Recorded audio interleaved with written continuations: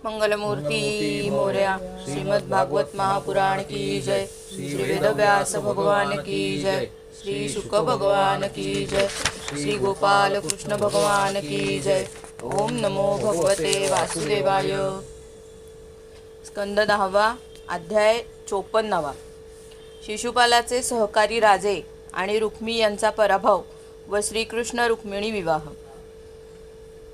श्री शुक म्हणतात, अशा प्रकारे क्रोधाविष्ट झालेले सर्व राजे अंगावर चिलखत घालून आपापल्या वाहनांवर स्वार झाले आणि धनुष्य घेऊन आपापल्या सेनेसह श्रीकृष्णांवर धावले। राजन, यादवांच्या सेनापतींनी जेव्हा पाहिले की शत्रू आपल्यावर चढाई करीत आहे, तेव्हा त्यांनी सुद्धा आपापल्या धनुष्यांचा टणत्कार केला आणि तोंड फिरवून ते त्यांच्या समोर उभे राहिले। जरासंधाच्या सेनेतील काही जण घोड्यांवर, काही जण हत्तीवर तर काही जण रथात बसलेले होते। धनुर्विद्येत निष्णात असणारे ते यादवांवर बाणांचा असा वर्षाव करू लागले की जसा ढगांनी डोंगरांवर पाडलेला मुसळधार पाऊस। रुक्मिणीने आपल्या पतीची सेना बाणवर्षावाने आच्छादिली गेलेली पाहिली तेव्हा लाजून भयभीत नेत्रांनी तिने भगवान श्रीकृष्णांच्या मुखाकडे पाहिले। भगवान हसून म्हणाले, सुंदरी, भिवू नकोस, तुझ्या सेनेकडून आत्ताच शत्रूच्या सेनेचा नाश होईल। इकडे गद, संकर्षण इत्यादी यदुवंशी वीरांना शत्रूचा पराक्रम सहन न होऊन त्यांनी शत्रूंचे हत्ती, घोडे व रथ यांच्यावर बाणांचा वर्षाव केला। त्यांच्या बाणांनी रथ, घोडे आणि हत्तींवर बसलेल्या शत्रू पक्षाच्या वीरांची कुंडले, किरीट व पगड्यांनी सुशोभित झालेले कोट्यावधी मस्तके, खड्ग, गदा आणि धनुष्ययुक्त हात, मनगटे, मांड्या तसेच पाय तुटून जमिनीवर पडू लागले। तर अशाच प्रकारे घोडे, खेचरे, हत्ती, उंट, गाढवे आणि माणसांची मस्तके सुद्धा तुटून रणभूमीवर पडू लागली। शेवटी विजयाची अपेक्षा करणाऱ्या यादवांनी शत्रूच्या सेनेचा धुव्वा उडवला। जरासंध इत्यादी सर्व राजे युद्धावर पाठ फिरवून निघाले। आपल्या भावी पत्नीला पळवल्यामुळे दुःखी झालेल्या निस्तेज, निरुत्साही, तोंड वाळलेल्या शिशुपालाजवळ जाऊन त्याला ते म्हणाले, हे पुरुष सिंहा, ही उदासीनता सोडून दे, कारण हे राजन, प्राण्यांच्या बाबतीत कोणतीही गोष्ट मनासारखीच होईल किंवा मनाविरुद्धच होईल याची खात्री देता येत नाही। कठपुतली ज्याप्रमाणे सूत्रधाराच्या इच्छेनुसार नाचत असते, त्याचप्रमाणे हा जीव सुद्धा भगवंतांच्या इच्छेनुसारच सुखदुःखासंबंधी प्रयत्न करीत असतो। 23 औक्षहिणी सेनेसह माझा श्रीकृष्णाने 17 वेळा पराभव केला। मी मात्र एकदाच त्यांच्यावर विजय मिळवला। तरीसुद्धा या घटनेबद्दल मी कधी शोक करत नाही की आनंदित होत नाही, कारण मला हे माहीत आहे की प्रारब्धानुसार कालच या जगाला नाचवीत असतो। आम्ही सर्वजण मोठमोठ्या वीर सेनापतींचे सुद्धा अधिपती असून श्रीकृष्णांच्या अधिपत्याखाली असलेल्या यादवांनी थोड्याशा सेनेनिशीच आमचा पराजय केला। यावेळी शत्रूंचा विजय झाला, कारण काल त्यांना अनुकूल होता। जेव्हा तो आम्हाला अनुकूल होईल तेव्हा आम्ही सुद्धा त्यांना जिंकू। जेव्हा मित्रांनी त्याला अशा प्रकारे समजवले तेव्हा तो आपल्या अनुयायांसह आपल्या राजधानीत परत गेला आणि त्याचे वाचलेले मित्र राजे सुद्धा आपापल्या नगराकडे गेले। पण कृष्णद्वेष्टा रुक्मीला मात्र बहिणीचा श्रीकृष्णांशी राक्षस विवाह सहन झाला नाही। त्यामुळे बलवान रुक्मीने 1 औक्षहिणी सेनेसह श्रीकृष्णांचा पाठलाग केला। महाबाहू रुक्मी खवळला। कवच अंगात घालून आणि धनुष्य घेऊन त्याने सर्व राजांच्या समोर प्रतिज्ञा केली, आपणा सर्वांसमक्ष मी प्रतिज्ञा करतो की जर युद्धात श्रीकृष्णाला मारून मी रुक्मिणीला परत आणले नाही तर कुंडिनपुरात प्रवेश करणार नाही। असे म्हणून तो रथावर आरूढ झाला आणि सारथ्याला म्हणाला, जेथे श्रीकृष्ण असेल तेथे घोड्यांना ताबडतोब पिटाळ। आज मला त्याच्याबरोबर युद्ध करायचे आहे। आज मी माझ्या तीक्ष्ण बाणांनी त्या दुष्ट गवळ्याच्या शौर्याचा गर्व धुळीला मिळवीन, कारण माझ्या बहिणीला तो बळजबरीने घेऊन गेला आहे। भगवंतांचा प्रभाव न ओळखणारा तो मूर्ख अशी बडबड करीत फक्त एकच रथ घेऊन श्रीकृष्णांना थांब थांब म्हणून आव्हान देऊ लागला। त्याने धनुष्याची दोरी ताकदीने ओढून श्रीकृष्णांना 3 बाण मारले आणि तो म्हणाला, यदूंच्या कुलकलंका, जरा थांब। कावळ्याने हवीरद्रव्य पळवावे त्याप्रमाणे तू माझ्या बहिणीची चोरी करून कुठे पळून चाललास? अरे मूर्खा, तू मायावी आणि कपट युद्धात कुशल आहेस. आज मी तुझा गर्व पार धुळीला मिळवतो. माझे बाण जोपर्यंत तुला जमिनीवर आडवे करत नाहीत तोवरच या मुलीला सोडून दे. तेव्हा श्रीकृष्णांनी किंचित हसून त्याचे धनुष्य तोडून टाकले आणि त्याच्यावर 6 बाण सोडले. तसेच त्याच्या 4 घोड्यांवर 8 बाण आणि सारथ्यावर 2 बाण सोडले. शिवाय 3 बाणांनी ध्वज तोडून टाकला. तेव्हा रुक्मिणीने दुसरे धनुष्य घेऊन श्रीकृष्णांवर 5 बाण सोडले. ते बाण लागल्यावर त्यांनी त्याचे तेही धनुष्य तोडून टाकले. नंतर रुक्मिणीने आणखी एक धनुष्य घेतले, परंतु अच्युतांनी तेही तोडून टाकले. रुक्मिणीने परी, पट्टिश, शूल, ढाल, तलवार, शक्ती, तोमर इत्यादी जी जी शस्त्रास्त्रे हातात घेतली ती सर्व भगवंतांनी तोडून टाकली. तेव्हा संतापून रुक्मिणीने हातात तलवार घेऊन श्रीकृष्णांना मारण्याच्या हेतूने रथातून खाली उडी टाकली आणि पतंग जसा दिव्यावर झेप घेतो त्याप्रमाणे त्याने त्यांच्यावर झेप घेतली. रुक्मी चाल करून येत असलेला पाहून श्रीकृष्णांनी आपल्या बाणांनी त्याच्या ढाल तलवारीचे 2 तुकडे केले आणि त्याला मारण्यासाठी म्हणून तीक्ष्ण तलवार हातात घेतली. आपले पती भावाला मारू पाहत आहेत हे पाहून रुक्मिणी भीतीने व्याकुळ झाली आणि पतींच्या चरणांवर लोटांगण घालून काकुळतीने म्हणाली, हे देवदेवा, हे जगतपते, हे योगेश्वरा, आपले स्वरूप कोणी जाणू शकत नाही. हे महापराक्रमी, हे कल्याण स्वरूप, आपण माझ्या भावाला मारू नये. श्री शुक म्हणतात, रुक्मिणी भीतीने थरथर कापत होती. शोकामुळे तिचा चेहरा सुकला होता, गळा दाटून आला होता. भीतीमुळे सोन्याचा हार तिच्या गळ्यातून खाली पडला होता. अशा अवस्थेत तिने भगवंतांचे चरण पकडले. तेव्हा भगवंतांचे हृदय करुणेने द्रवले आणि त्यांनी रुक्मीला मारण्याचा विचार सोडून दिला. तरीसुद्धा मारण्याचा प्रयत्न करणाऱ्या त्याला श्रीकृष्णांनी दुपट्ट्याने बांधून व त्याच्या दाढीमिशांचे पाट काढून त्याला विद्रूप केले.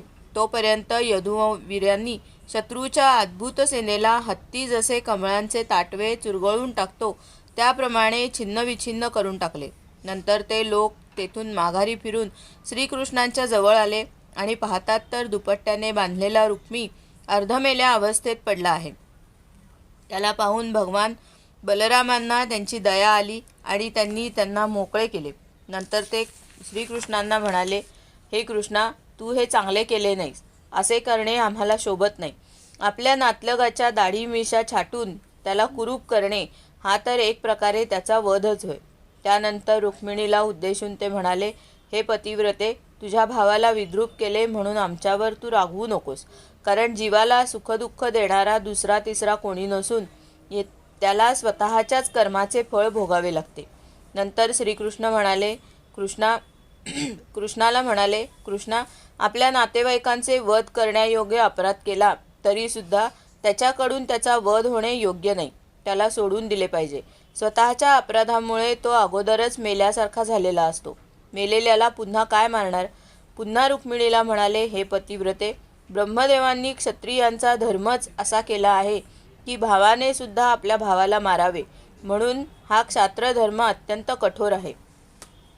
नंतर श्रीकृष्णांना म्हणाले, जे अभिमानी लोक संपत्तीच्या गर्वाने आंधळे झाले आहेत ते राज्य, पृथ्वी, पैसा, स्त्री, मान, तेज आणि अन्य कोणत्याही कारणाने आपल्या बांधवांचा सुद्धा तिरस्कार करतात. पुन्हा ते रुक्मिणीला म्हणाले, तुझा भाऊ सर्व प्राण्यांचा द्वेष करणारा आहे. त्याच्या कल्याणासाठीच आम्ही हा दंड त्याला दिला आहे.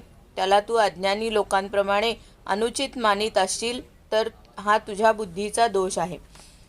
हे देवी, जे लोक भगवंतांच्या मायेने मोहित होऊन देहालाच आत्मा मानतात त्यांनाच हा आपला मित्र, हा शत्रू आणि हा त्रयस्थ असा मोह होतो.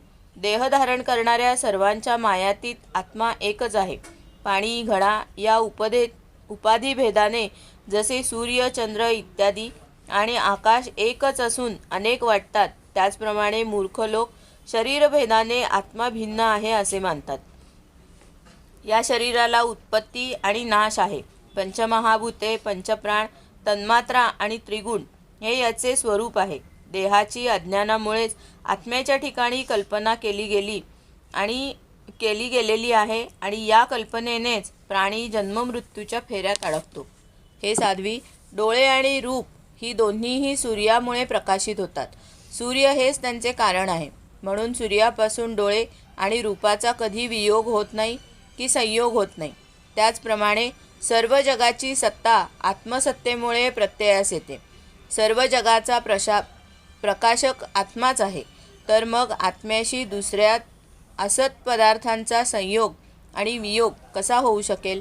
जन्म घेणे, असणे, वाढणे, बदलणे, क्षीण होणे आणि मरणे हे सर्व विकार शरीराचेच असतात, आत्म्याचे नव्हेत. जसे कृष्ण पक्षामध्ये कलांचा क्षय होतो, चंद्राचा नाही. परंतु अमावास्येच्या दिवशी लोक व्यवहारात चंद्राचा क्षय झाला असे म्हणतात. त्याचप्रमाणे जन्म, मृत्यू इत्यादी सर्व विकार शरीराचेच असतात, परंतु भ्रमाने लोक त्याला आत्म्याचेच समजतात. जसा झोपलेला मनुष्य स्वप्नात कोणताही पदार्थ अस्तित्वात नसतानाही भोगणारा, भोगली जाणारी वस्तू आणि भोगरूप फळांचा अनुभव घेतो, त्याचप्रमाणे अज्ञानी लोक खोट्या प्रपंचाचा खरा समजून अनुभव घेतात. म्हणून हे सुहास्यवदने, अज्ञानामुळे होणाऱ्या या शोकाचा त्याग कर. हा शोक अंतःकरणाला उदास करतो, मोहित करतो. म्हणून तत्त्वज्ञानाने त्याला पूर्णपणे सोडून देऊन तू आपल्या स्वरूपात स्थिर हो. श्री शुक म्हणतात, बलरामांनी जेव्हा रुक्मिणीची अशी समजूत घातली तेव्हा रुक्मिणीने मनातील कटुता काढून टाकून विवेक बुद्धीने मनाचे समाधान केले. शत्रूंनी ज्याचे सैन्य आणि तेज नाहीसे केले होते त्या रुक्मीचे फक्त प्राणच वाचले होते. त्याचे मनोरथ धुळीला मिळाले. आपल्याला विद्रूप केले गेले ही आठवण तो विसरू शकला नव्हता. म्हणून त्याने आपल्याला राहण्यासाठी भोजकट नावाची एक मोठी नगरी वसवली. त्याने अगोदरच प्रतिज्ञा केली होती की दुर्बुद्धी कृष्णाला मारल्याशिवाय आणि आपल्या धाकट्या बहिणीला परत आणल्याशिवाय आपण कुंडिनपुरात प्रवेश करणार नाही. म्हणून रागाने तो तेथेच राहू लागला. परीक्षिता, अशा प्रकारे भगवान श्रीकृष्णांनी सर्व राजांना जिंकून रुक्मिणीला द्वारकेमध्ये आणून विधीपूर्वक तिचे पाणी ग्रहण केले. हे राजन, द्वारकेतील लोकांना यदुपती श्रीकृष्णांबद्दल अनन्य प्रेम होते. त्यामुळे तेथे घरोघर मोठा उत्सव साजरा केला जाऊ लागला. तेथील आनंदित झालेल्या स्त्री पुरुषांनी रत्नांची चमकणारी कुंडले घातली होती. त्यांनी सुंदर पोशाख परिधान केलेल्या वधूवरांना अनेक नजराणे आहेर म्हणून दिले. त्यावेळी द्वारकेत कोठे कोठे ध्वज उंच ठिकाणी फडकत होते. ठिकठिकाणी रंगीबेरंगी माळा, वस्त्रे आणि रत्नांची तोरणे बांधलेली होती. घरांच्या दारांवर मंगल वास्तू लावल्या होत्या. पाण्याने भरलेल्या कलशांनी अगुरू आणि धुपाच्या सुगंधाने व दीपमाळांमुळे ती नगरी विलक्षण शोभून दिसत होती. अत्यंत जिवलग राजांना आमंत्रित केले होते. त्यांच्या उन्मत्त हत्तींच्या मदाच्या झिरपण्याने द्वारकेतील सडका भिजल्या होत्या. प्रत्येक दरवाजावर केळीचे खांब आणि सुपारीची झाडे लावलेली असल्याने ती नगरी विलक्षण सुंदर दिसत होती. त्या उत्सवात इकडे तिकडे घाईघाईने धावणाऱ्या कुरु, संजय, कैकयी, विदर्भ, यदू आणि कुंती या वंशाचे लोक एकमेकांसमवेत आनंदोत्सव साजरा करीत होते. जिकडे तिकडे रुक्मिणी हरणाचा प्रसंग ऐकून व त्याचेच गुणगान ऐकून राजे आणि राजकन्या अत्यंत आश्चर्यचकित झाल्या. महाराज, रुक्मिणी रूपी लक्ष्मीला साक्षात लक्ष्मीपती भगवान श्रीकृष्णांच्या बरोबर पाहून द्वारकावासी स्त्री पुरुषांना अत्यंत आनंद झाला. अध्याय 54 समाप्त. गोपाल कृष्ण भगवान की जय. हरये नमः, हरये नमः, हरये नमः. मंगलमूर्ती मोरया. श्रीमद् भागवत महापुराण की जय. श्री वेदव्यास भगवान की जय. श्री शुक भगवान की जय. श्री गोपाल कृष्ण भगवान की जय. ओम नमो भगवते वासुदेवाय. स्कंद 10, अध्याय 55. प्रद्युम्नाचा जन्म आणि शंभरासुराचा वध. श्री शुक म्हणतात, वासुदेवांचा अंश असणाऱ्या कामदेवाला शिवांच्या क्रोधाग्नीने पूर्वी जाळून टाकले होते. आता पुन्हा शरीर धारण करण्यासाठी त्याने वसुदेवांचाच आश्रय घेतला. तोच काम यावेळी श्रीकृष्णांपासून रुक्मिणीच्या ठिकाणी उत्पन्न झाला. तो प्रद्युम्न नावाने प्रसिद्ध झाला. तो कोणत्याही बाबतीत पित्यापेक्षा कमी नव्हता. प्रद्युम्नाला अजून 10 दिवस सुद्धा झाले नव्हते तेवढ्यात तो आपला शत्रू आहे हे जाणून इच्छेनुसार रूप घेणारा शंभरासूर त्याला पळवून घेऊन गेला आणि त्याला समुद्रात फेकून देऊन आपल्या घरी परतला. प्रद्युम्नाला समुद्रात एका मोठ्या माशाने गिळून टाकले. एका कोळ्यानी मोठ्या जाळ्यात इतर माशांसह या माशालाही पकडले. त्यांनी तो मासा शंभरासुराला भेट म्हणून दिला. शंभरासुराच्या आचार्यांनी तो अद्भुत मासा पाकगृहात नेऊन कुऱ्हाडीने तोडला. आचार्यांनी माशाच्या पोटात बालक पाहून ते शंभरासुराची दासी मायावतीकडे सोपवले. तिच्या मनात शंका उत्पन्न झाली. तेव्हा नारदांनी येऊन तिला त्या मुलाचे मूळ रूप, उत्पत्ती, माशाच्या पोटात जाणे इत्यादी सर्व सविस्तर सांगितले. ती मायावती म्हणजे कामदेवांची कीर्तिमती पत्नी रतीच होती. ज्या दिवशी शंकराच्या क्रोधाग्नीने कामदेवाचे शरीर भस्म झाले त्या दिवसापासून ती त्याचा देह पुन्हा उत्पन्न होण्याची वाट पाहत होती. त्याच रतीला शंभरासुराने आपल्या घरी स्वयंपाक करण्यासाठी नेमले होते. तिला ते मूल म्हणजे कामदेव आहे असे कळले.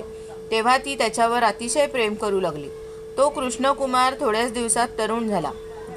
जेव्हा स्त्रिया त्याच्याकडे पाहात तेव्हा त्यांच्या मनात प्रेमभाव उद्दीपित होत असे.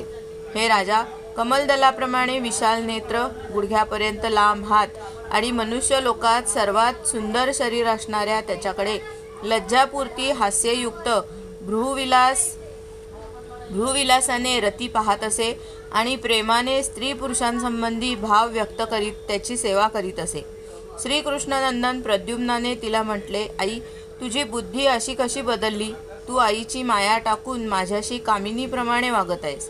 रती म्हणाली, हे प्रभो, आपण स्वतः भगवान नारायणांचे पुत्र आहात. आपल्याला त्यांच्या घरातून शंभरासुराने पळवून आणले होते. आपण माझे पती कामदेव आहात आणि मी आपली धर्मपत्नी रती आहे. हे स्वामी, आपण पुरते 10 दिवसांचे सुद्धा नव्हतात तेव्हा या शंभरासुराने आपल्याला समुद्रात फेकून दिले होते. तेव्हा एका माशाने आपणास गिळले आणि त्याच्याच पोटातून आपण येथे आला आहात. हा शंभरासूर शेकडो प्रकारच्या माया जाणतो. त्याला वश करून घेणे किंवा जिंकणे अत्यंत कठीण आहे. आपण आपल्या या शत्रूला मोहन इत्यादी मायांच्या द्वारे नष्ट करा. हे स्वामी, आपला मुलगा हरवल्यामुळे आपली माता पुत्रस्नेहाने व्याकुळ झाली आहे. पिल्लू हरवलेल्या टिटवीसारखी किंवा वासरू हरवलेल्या गायीसारखी दीनवाणी होऊन ती रात्रंदिवस शोक करीत आहे. असे सांगून मायावतीने महात्म्या प्रद्युम्नाला महामाया नावाची सर्व प्रकारच्या माया नष्ट करणारी विद्या दिली. तेव्हा प्रद्युम्न शंभरासुराकडे जाऊन त्याच्यावर असे असह्य आरोप करू लागला की त्यामुळे त्याने भांडण काढावे. त्यानंतर त्याने त्याला युद्धासाठी आव्हान दिले. प्रद्युम्नाच्या कठोर बोलण्याने शंभरासूर पाण्याने डिवचलेल्या सापासारखा चिडला. त्याचे डोळे क्रोधाने लाल झाले. हातामध्ये गदा घेऊन तो बाहेर आला. त्याने आपली गदा वेगाने फिरवून प्रद्युम्नावर फेकली आणि विजेच्या कडकडाटासारखी गर्जना केली. परीक्षिता, भगवान प्रद्युम्नाने आपल्यावर येणारी त्याची गदा आपल्या गदेच्या तडाख्याने तुटवून अत्यंत क्रोधाने त्याच्यावर आपली गदा फेकली. तेव्हा त्या दैत्याने मयासुराने दिलेल्या आसुरी मायेचा आश्रय घेतला व आकाशात जाऊन तेथूनच प्रद्युम्नावर तो अस्त्रांचा वर्षाव करू लागला. महारथी प्रद्युम्न त्या अस्त्रांच्या वर्षावाने व्यथित झाला. तेव्हा त्याने सर्व मायांचा नायनाट करणाऱ्या सत्वमय महाविद्येचा प्रयोग केला.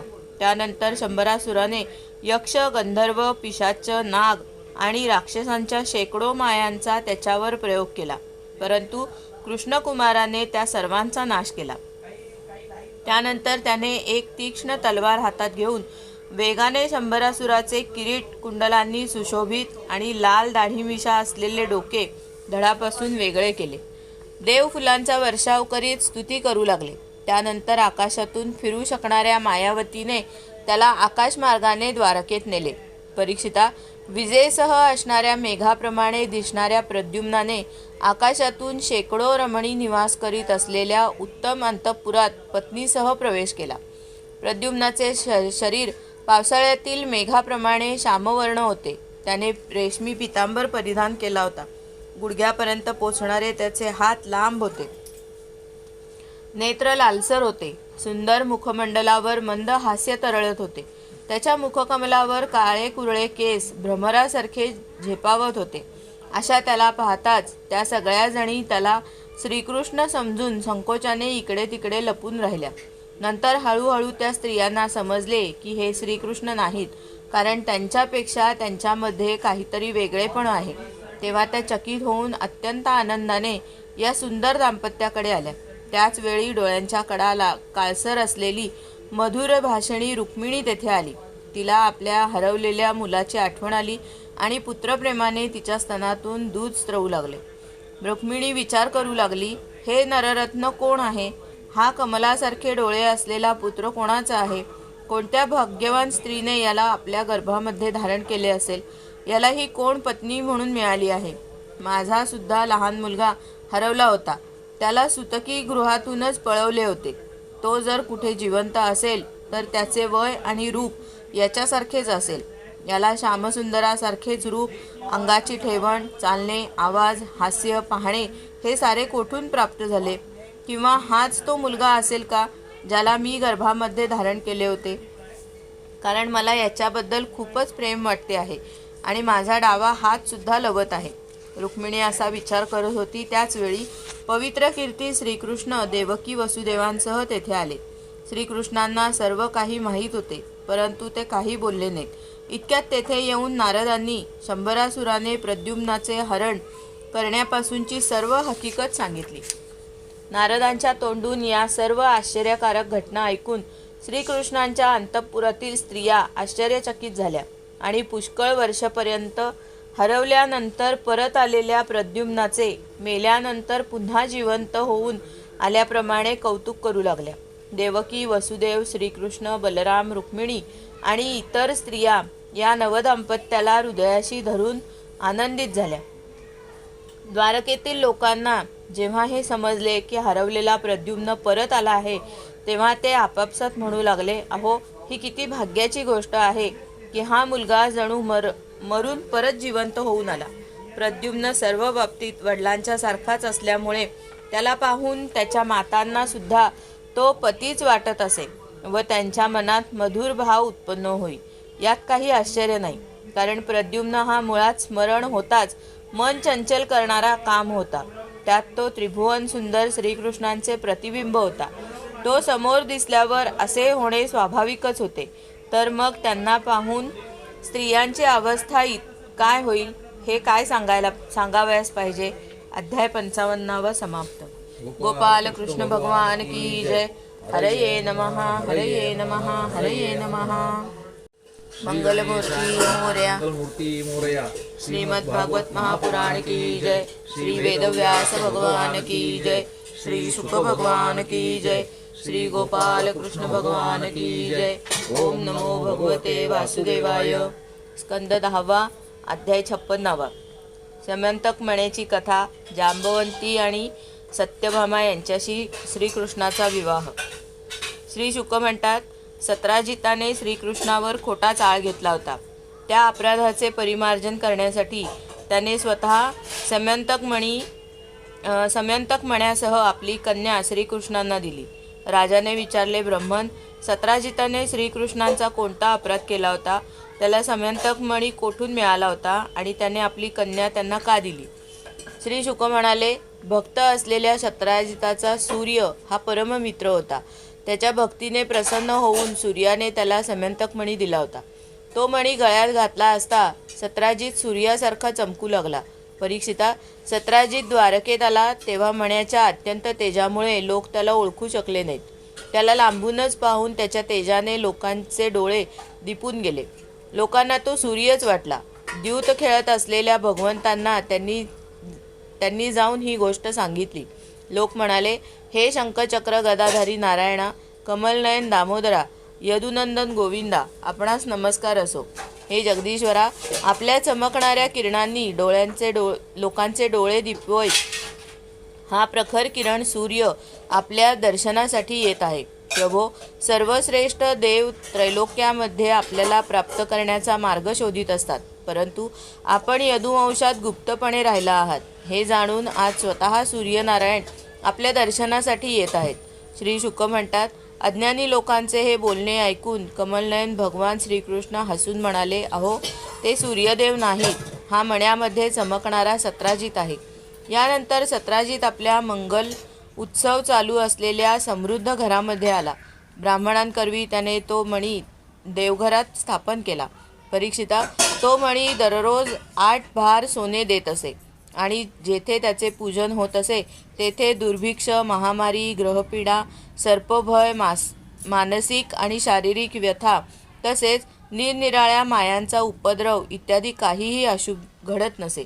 एकदा प्रसंगवशात श्रीकृष्ण त्याला म्हणाले, सत्राजिता, तू तुझ्याजवळचा मणी राजा उग्रसेन यांना दे. परंतु तो लोभी असल्यामुळे त्याने तो मणी दिला नाही. यामुळे भगवंतांच्या आज्ञेचे उल्लंघन होईल याचा विचारही त्याच्या मनात आला नाही. एके दिवशी सत्राजिताचा भाऊ प्रसेन याने तो अतिशय प्रकाशमान मणी आपल्या गळ्यात घातला आणि घोड्यावर स्वार होऊन तो शिकारीसाठी वनात गेला. तेथे एका सिंहाने घोड्यासह प्रसेनाला मारून तो मणी काढून घेतला. तो आता पर्वतात शिरणार तेवढ्यात जांबवानाने त्या मण्यासाठी त्याला मारले. तो मणी आपल्या गुहेमध्ये नेऊन त्याने तो मुलाला खेळावयास दिला. आपला भाऊ परत न आल्याचे पाहून सत्राजिताला अतिशय दुःख झाले. गळ्यात मणी घालून वनात गेलेल्या माझ्या भावाला श्रीकृष्णानेच मारले असावे. सत्राजिताचे हे म्हणणे ऐकून लोकही आपापसात तेच कुजबुजू लागले. श्रीकृष्णांनी जेव्हा हे ऐकले तेव्हा आपल्याला लागलेला हा कलंक पुसून टाकण्यासाठी ते नगरातील काही पुरुषांना बरोबर घेऊन प्रसेनाला शोधण्यासाठी वनात गेले. तेथे शोध घेत असता लोकांना दिसले की जंगलामध्ये सिंहाने प्रसेन आणि त्याच्या घोड्याला मारले आहे. आणि पुढे जाऊन पाहतात तर पर्वतावर एका अस्वलाने सिंहालाही मारून टाकले आहे. भगवान श्रीकृष्णांनी सर्वांना बाहेरच बसवून आपल्या एकट्यानेच त्या घोर अंधकाराने भरलेल्या अस्वलाच्या भयंकर गुहेत प्रवेश केला. मुलाला खेळण्यासाठी दिलेला तो मौल्यवान मणी पाहून त्यांच्याकडून काढून घेण्याच्या उद्देशाने ते मुलाजवळ जाऊन उभे राहिले. त्या गुहेत एका अपरिचित माणसाला आल्याचे पाहून मुलाची आई घाबरून ओरडू लागली. ते ऐकून महाबलवान वृक्षराज जांबवान रागावून तेथे धावत आला. परीक्षिता, जांबवानाला तो सामान्य मनुष्य वाटल्यामुळे त्याचा राग आला. त्याचे सामर्थ्य त्याला माहीत नव्हते. त्यामुळे तो आपल्या स्वामींशीच युद्ध करू लागला. मांसाच्या तुकड्यासाठी ज्याप्रमाणे दोन ससाणे आपापसात लढतात त्याचप्रमाणे विजयाच्या इच्छेने श्रीकृष्ण आणि जांबवान आपापसात घनघोर युद्ध करू लागले. अगोदर शस्त्रांनी, नंतर मोठमोठ्या दगडांनी, नंतर झाडांनी आणि शेवटी बाहूंनी ते युद्ध करू लागले. व्रजप्रहाराप्रमाणे कठोर ठोसे एकमेकांना मारीत ते दोघे 28 दिवसपर्यंत विश्रांती न घेता रात्रंदिवस लढत होते. शेवटी श्रीकृष्णाच्या ठोशामुळे जांबवानाची हाडे खिळखिळी झाली. त्याचा उत्साह मावळला. शरीर घामाने डबडबले. तेव्हा त्याने अत्यंत आश्चर्यचकित होऊन भगवान श्रीकृष्णांना म्हटले, हे प्रभो, मी आता जाणले आहे आपणच सर्व प्राण्यांचे स्वामी, रक्षणकर्ते, पुराण पुरुष भगवान विष्णू आहात. आपणच सर्वांचे प्राण, इंद्रिय बल, मनोबल आणि शरीरबल आहात. विश्वाची उत्पत्ती करणाऱ्यांचीही उत्पत्ती करणारे आपणच आहात. उत्पन्न केलेल्या पदार्थांमध्ये सुद्धा सत्ता रूपाने आपणच विराजमान आहात. काळाचे जितके म्हणून अवयव आहेत त्या सर्वांचे नियमन करणारे काळ आपणच आहात. आणि शरीर भेदामुळे वेगवेगळे भासणाऱ्या अंतरात्म्याचे परम आत्मासुद्धा आपणच आहात. हे प्रभो, जेव्हा आपण जरासे रागावून क्रुद्ध नजरेने समुद्राकडे पाहिले होते त्यावेळी समुद्रात राहणाऱ्या मोठमोठ्या सुसरी व मासे घाबरले आणि समुद्राने आपल्याला वाट करून दिली. तेव्हा आपण त्याच्यावर आपल्या कीर्तीचाच पूल बांधला. लंका जाळली आणि राक्षसांची मस्तके आपल्या बाणांनी छिन्नविछिन्न करून जमिनीवर पाडली. तेच माझे श्रीराम आपण असून आज श्रीकृष्णांच्या रूपाने येथे आला आहात. परीक्षिता, जेव्हा वृक्षराज जांबवानाने भगवंतांना ओळखले तेव्हा कमलनयन भगवान श्रीकृष्णांनी आपला कल्याणकारी हात त्याच्या शरीरावरून फिरवला आणि नंतर परमकृपेने प्रेमपूर्ण गंभीर वाणीने आपल्या त्या भक्त जांबवानाला म्हटले, वृक्षराज, आम्ही मण्यासाठी तुझ्या या गुहेत आलो आहोत. त्या मण्यामुळे माझ्यावर आलेला खोटा आळ मी पुसून टाकू इच्छितो. भगवंतांनी असे म्हटल्यावर जांबवानाने मोठ्या आनंदाने त्यांचा सन्मान करण्यासाठी आपली कन्या जांबवंती मण्यासह त्यांना अर्पण केली. गुहेत गेलेले श्रीकृष्ण 12 दिवस झाले तरी गुहेच्या बाहेर आले नाहीत. असे पाहून बाहेर थांबलेले लोक अत्यंत दुःखी होऊन द्वारकेला परत आले. तेथे जेव्हा माता देवकी, रुक्मिणी, वसुदेव तसेच इतर संबंधित आणि कुटुंबियांना श्रीकृष्ण गुहेच्या बाहेर आले नाहीत हे समजले, तेव्हा त्यांना अतिशय दुःख झाले. सर्व द्वारकावासी दुःखी होऊन सत्राजिताला शिव्याशाप देऊ लागले आणि श्रीकृष्ण परत यावेत म्हणून महामाया दुर्गादेवीला शरण जाऊन तिची उपासना करू लागले. त्यांच्या उपासनेने दुर्गादेवी प्रसन्न झाली आणि तिच्या आशीर्वादाने त्याच वेळी तेथे नववधू जांबुवंतीसह कार्यसिद्धी केलेले श्रीकृष्ण सर्वांना आनंदित करीत प्रगट झाले. भगवान श्रीकृष्ण पत्नीसह गळ्यात मणी धारण करून आलेले पाहून सर्व द्वारकावासी परमानंदात मग्न झाले, कारण ते जणू मेलेले जिवंत होऊन परत आल्यासारखे त्यांना वाटले. त्यानंतर भगवंतांनी सत्राजिताला राजसभेमध्ये महाराज उग्रसेनांकडे बोलवले आणि मणी कसा परत मिळाला याची सर्व हकीकत सांगून त्यांनी तो मणी सत्राजिताकडे सोपविला. सत्राजित अत्यंत खजील झाला. मणी त्याने परत घेतला, परंतु त्याची मान खाली झाली. आपण केलेल्या अपराधाबद्दल त्याला अत्यंत पश्चाताप होत होता. कसा तरी तो आपल्या घरी जाऊन पोहोचला. त्याच्या मनात नेहमी स्वतःचा अपराधच येऊ लागला. बलवानांबरोबर वैर केल्यामुळे तो अत्यंत भयभीत झाला होता. तो विचार करत होता की मी आपल्या अपराधांचे परिमार्जन कसे करावे, श्रीकृष्ण आपल्यावर कसे प्रसन्न होतील, काय केल्याने माझे कल्याण होईल आणि लोक माझी निर्भत्सना करणार नाहीत. मी खरोखरच अदूरदर्शी क्षुद्र आहे. धनाच्या लोभाने मी मूर्खपणा करून बसलो. आता मी स्त्रियांमध्ये रत्नासमान असणारी माझी कन्या सत्यभामा आणि हा समयंतक मणी हे दोन्हीही श्रीकृष्णांना देईन. हा उपाय अत्यंत चांगला आहे. यामुळे माझ्या अपराधाचे परिमार्जन होऊ शकेल. याशिवाय दुसरा उपाय नाही. सत्राजिताने विवेकबुद्धीने असा निश्चय करून तो अंमलात आणण्यासाठी तो स्वतःच उद्योगाला लागला आणि त्याने आपली सुंदर कन्या व समयंतक मणी श्रीकृष्णांना अर्पण केले. सत्यभामा शील, सौंदर्य, औदार्य इत्यादी गुणांनी युक्त होती. बऱ्याच जणांनी तिला मागणीही घातली होती, परंतु आता श्रीकृष्णांनी विधीपूर्वक तिचे पाणीग्रहण केले होते. परीक्षिता, भगवान श्रीकृष्ण सत्राजिताला म्हणाले, आम्ही समयंतक मणी घेणार नाही. तू सूर्याचा भक्त आहेस म्हणून तो तुझ्याजवळच राहू दे. आम्ही फक्त त्याच्यापासून मिळणाऱ्या फळाचा म्हणजे सोन्याचा स्वीकार करू. अध्याय 56 समाप्त. गोपाल कृष्ण भगवान की जय. हरये नमः, हरये नमः, हरये नमः. मंगलमूर्ती मोरया. श्रीमद् भागवत महापुराण की जय. श्री व्यास भगवान की जय. श्री शुक भगवान की जय. श्री गोपाल कृष्ण भगवान की जय. ओम नमो भगवते वासुदेवाय. स्कंद 10 अध्याय 57. समयंतक हरण, शतधन्वाचा उद्धार आणि अक्रूराला पुन्हा द्वारकेला बोलावणे. श्री शुक म्हणतात, लाक्षागृहाला लावलेल्या आगीमुळे पांडवांचा केसही वाकडा झाला नाही.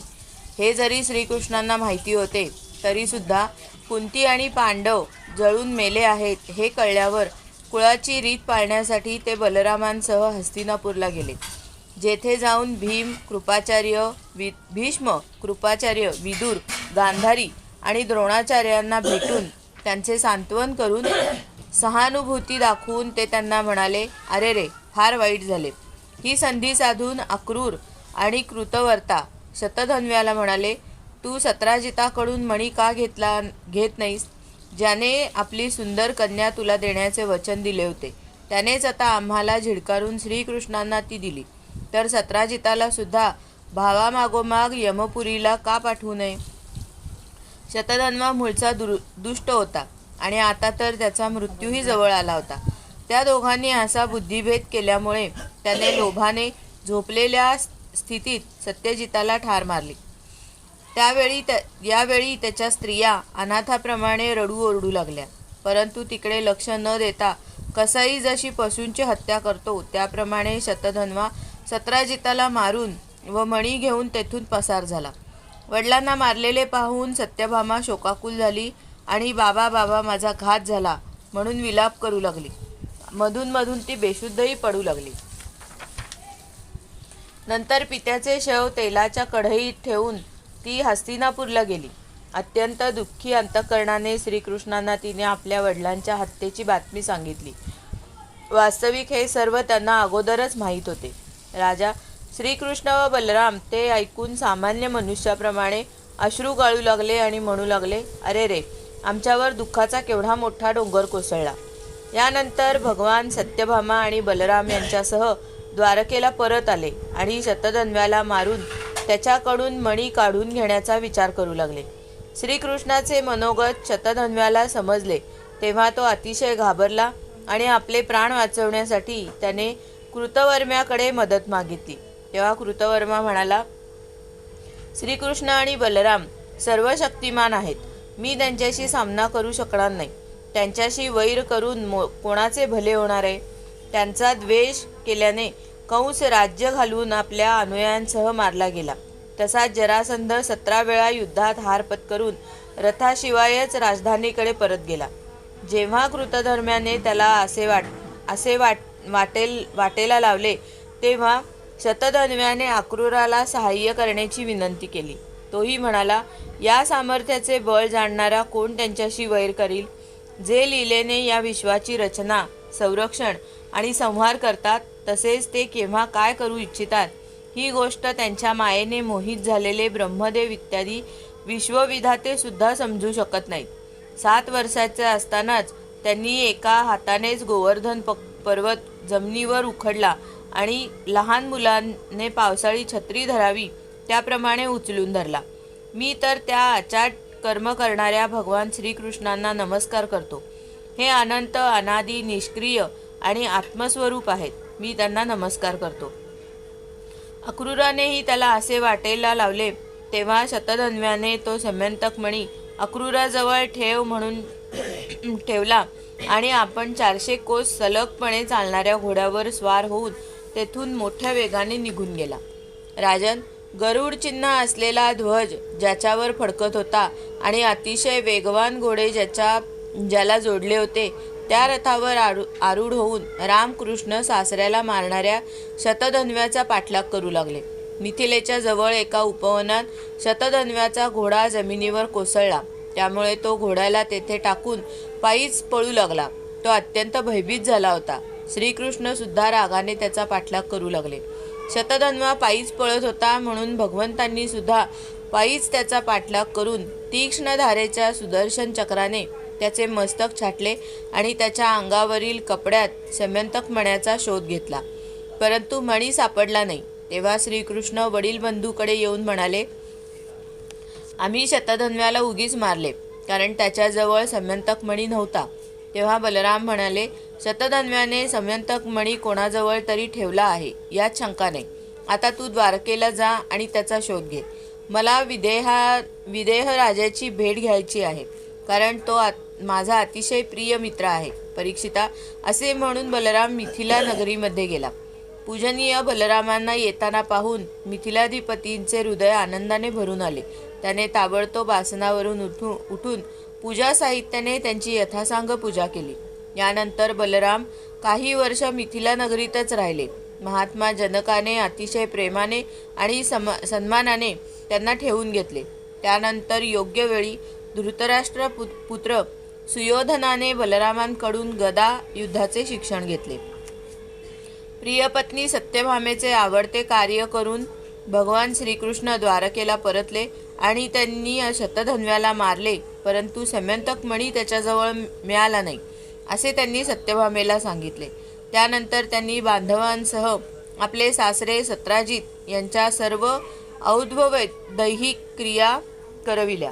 अक्रूर आणि कृतवर्मा यांनी शतधन्व्याला सत्राजिताच्या वधासाठी उद्युक्त केले होते. म्हणून श्रीकृष्णांनी शतधन्व्याला मारलेले ऐकून ते अत्यंत भयभीत होऊन द्वारकेतून पळून गेले.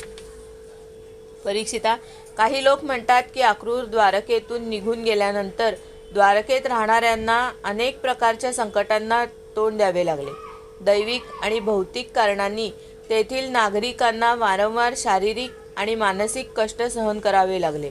परंतु जे असे म्हणतात ते या अगोदर सांगितलेल्या गोष्टी विसरून जातात.